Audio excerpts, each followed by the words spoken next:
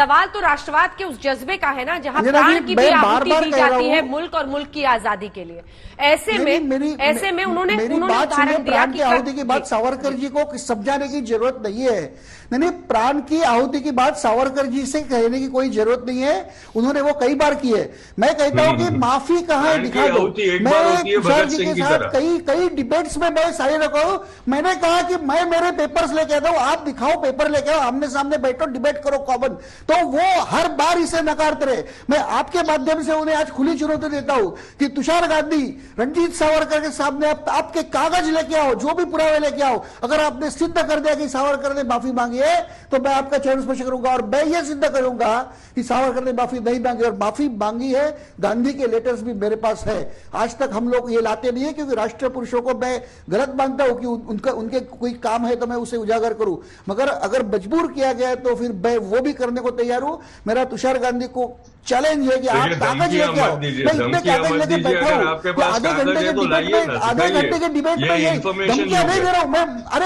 अरे तो क्या चिट्ठी है रंजीत जी आपके पास? अरे लास्ट टाइम में आपने रिजेक्ट कर दिया तो मेरे पास पूरे कागज है, मेरे पास डॉक्यूमेंट्स है। क्या मैं सच दिखाऊंगा ना, आप दिखाओ कहां पे है, क्या ओरिजिनल कागज है, क्या डॉक्यूमेंट, आर्काइवल एविडेंस है। मैं एक एक पेपर दिखा के कोर्ट में आप कंडक्ट करो डिबेट, एक 1-to-1 आप डिबेट करो और उसे जूरी बिठाओ, उसके ऊपर हम कागज पेश करेंगे, हमारा कहना पेश करेंगे। टीवी पर जूरी नहीं बैठता सर, लेकिन बातचीत होती है। आप अपनी बात कहिए, वो अपनी बात कहे ताकि जनता समझे कि क्या एक फोरम कहीं। ठीक है रंजीत जी, मैं सिर्फ ये कह रही हूँ, आपने अभी कहा कि मैं पुरुषों की कोई चिट्ठी दिखाना नहीं चाहता, लेकिन मेरे पास ऐसी चिट्ठी है। कौन सी चिट्ठी है सर? आप दिखाइए, मत बताइए क्या है वो चिट्ठी में। सर 1919 में अमृतसर का जालियनवाला बाग आंदोलन जो हुआ, जालियनवाला का कांड जो हुआ, उसके बाद गांधी ने अपना सत्याग्रह वापस लिया है। उसमें उन्होंने ब्रिटिशों की माफी मांगी है। उन्होंने कहा कि भारतीय लोगों ने जो शर्मनाक व्यवहार किया है, पर्टिकुलर वेस्टर्न इंडिया में जो गुजरात में कुछ दंगे हुए, उसमें कुछ ब्रिटिश सोल्जर्स को मारा गया, उसकी माफी मांगी है। और उन्होंने इस जालियनवाला बाग के कांड का जिक्र तक नहीं किया है। सुनो जालियनवाला बाग का कांड भी नहीं किया, और एक साल के बाद जालियनवाला बाग के बारे में यह कहा कि जालियनवाला बाग के लोग कायर है। अगर वो शूर होते तो वो उनसे लड़ते, और लड़ते मरते। ये गांधी ने एक साल के बाद कहा। मेरे पास सब चिट्ठियां आई है। तुषार जी, तो गांधी ने जब कहते हैं कि मैं ब्रिटिशों की माफी मांगता हूं, दो बिंदु है, ठीक है, इसका वो जवाब देना चाह रहे हैं। प्लीज अब सुन लीजिए रंजीत जी। तुषार जी, आप इसका भी जवाब दीजिए। और साथ ही वो कह रहे हैं कि माफीनामा नहीं था, जनरल एमनेस्टी दया याचिका, क्योंकि जो चिट्ठी भी विक्रम संपत ने डाली है 25 जनवरी की महात्मा की, उसमें उन्होंने कहा है एक संक्षिप्त याचिका आप तैयार कराएं और कहे कि भाइयों द्वारा राजनीतिक अपराध था। कितने लोगों को वो संयुक्त दया याचिका की दया और क्षमा मिली थी? एक ही आदमी को मिली थी ना। उसका अंजाम तो एक ही आदमी को, फायदा तो एक ही आदमी को मिला था। आप चाहे कहे कि वो जनरल एमनेस्टी थी, it was aimed for one person. Ranjit ji ने बहुत गलत, रंजीत जी ने झूठ बात की थी।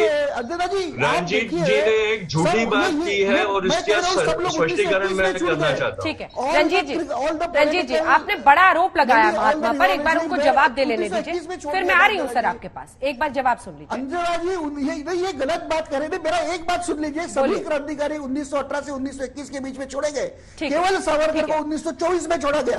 तो सावरकर को क्या फायदा हो गया? ठीक है, अब तुषार जी, 14 साल जेल, उसके बाद 13 साल 27 साल के लिए उन्हें बंद करके रखा तुषार जी, ठीक है, बोलिए तुषार जी। जो जलियांवाला बाग की बात की और आंदोलन वापस लेने की बात की और अंग्रेजों को माफी मांगने की बात की, रंजीत जी को मैं ये सिर्फ कहना चाहता हूँ कि इतिहास में ये बात है चौरी चौरा के बारे में। उत्तर प्रदेश में चौरी चौरा में एक गांव में एक भीड़ में जो पुलिस वाले थे, पुलिस कर्मियों को पुलिस चौकी में बंद करके जला के मारा था और फिर उनकी हत्या कर दी थी। और उसकी खबर जब बापू को मिली थी तो उनको सदमा लगा था और उन्होंने कहा था कि ये एक शर्मनाक बात है और मैं इसके कारण मेरा आंदोलन वापस ले रहा हूँ। उसका जलियांवाला बाग से कोई रिश्ता नहीं था। आप अगर इतिहास पढ़ सकते हैं तो जरूर पढ़िएगा। वो चौरी चौरा की बात थी, जलियांवाला बाग की बात नहीं। ठीक है, अब एक बार तुषार जी मैं जरा आना चाहती हूँ महात्मा की हत्या पर, चौरी चौरा की तो क्योंकि दूसरी बात आपने थी, भी अंजना जी चौरी चौरा पे दूसरी बात थी 1919। मैं ये दोहराता हूँ 1919 का जो आंदोलन 1919 में पीछे लिया है 21 को वापस शुरू हुआ है। ठीक है, 1919 में जो ठीक है, पीछे सर। लिया है उसका ठीक है, लेटर में ढूंढ वो रहा हूं, मुझे चिट्ठी मिलेगा तो मैं आपको सामने लाना होगा, क्योंकि ऐसे कैमरा तथ्यहीन दे बात देता नहीं हूं हो सकती। ठीक है, अब अगले विषय पर आते हैं, जो और ये आपने लेट्स जालियनवाला किल बाग गांधी के भी बारे लिखी में है क्या कहा तुषार था जी। उन्होंने? एक जालियनवाला बाग के बारे में ठीक है, उन्होंने कहा लेट्स था जी थोड़ा सा रुक जाइए। जालियनवाला बाग के बारे में उन्होंने कहा men and women who died in Jallianwala Bagh were not martyrs or heroes. Had they been heroes, when General Dyer came on the scene in all his pride, they would have fought with the swords or sticks or would have stood up before him and faced the death. ये देखो, ये complete आपका works of दावा है महात्मा कि गांधी, महात्मा volume Gandhi की 21, चिट्ठी है? पेज 346। आपका दावा है महात्मा गांधी की जालियनवाला चिट्ठी? बाग के यस, ये कंप्लीट कहां से लिया आपने? गांधी सेवा और ने पब्लिश किया है, ये ऑफिशियल पब्लिश है। ये complete works of Mahatma Gandhi page volume 21 page 346 है। जालियनवाला बाग के मार्टिर्स को गाली दी है इन्होंने कॉवर्ड्स बोल के गांधी जी ने। ठीक है।